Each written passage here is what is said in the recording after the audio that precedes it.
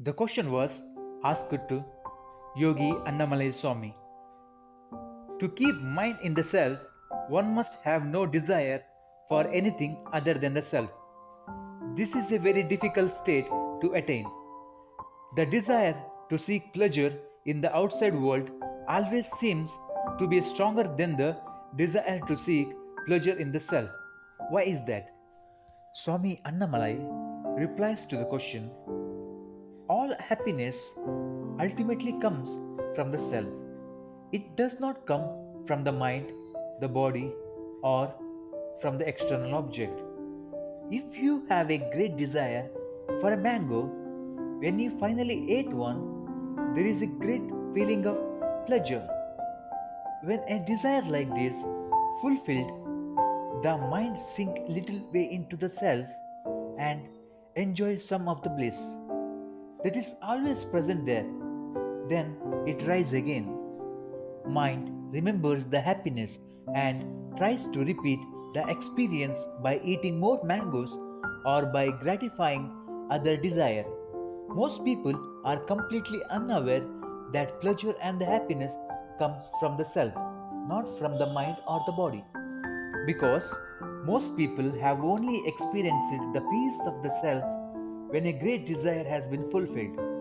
They come to the conclusion that the pursuit of desire is the only way to get an experience of happiness or peace.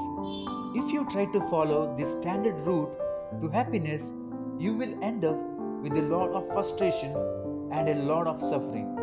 You may occasionally experience a few brief moments of pleasure, but for the rest of the time, you will be experiencing the pain of frustrated desire, of desire which don't seem to produce any pleasure when they are fulfilled. If you try to repeat pleasures again and again, the novelty soon wears off.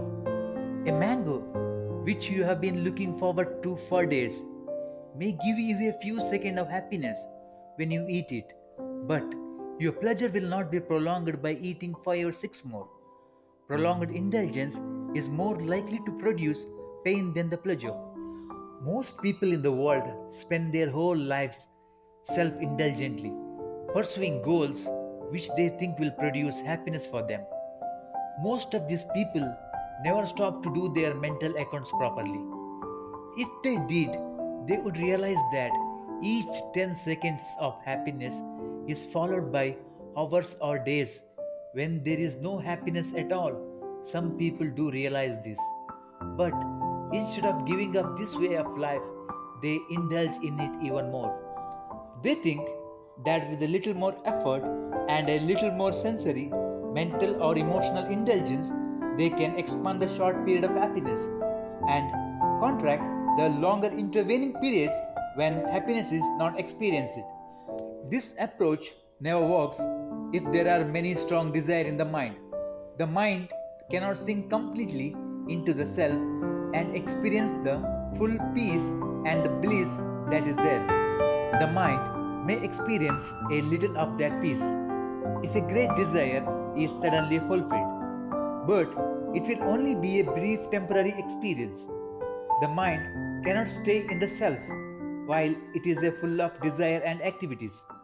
It will rise again after a few seconds and begin to pursue its next external goal. The desire filled mind only experiences the bliss of the self in that very diluted form.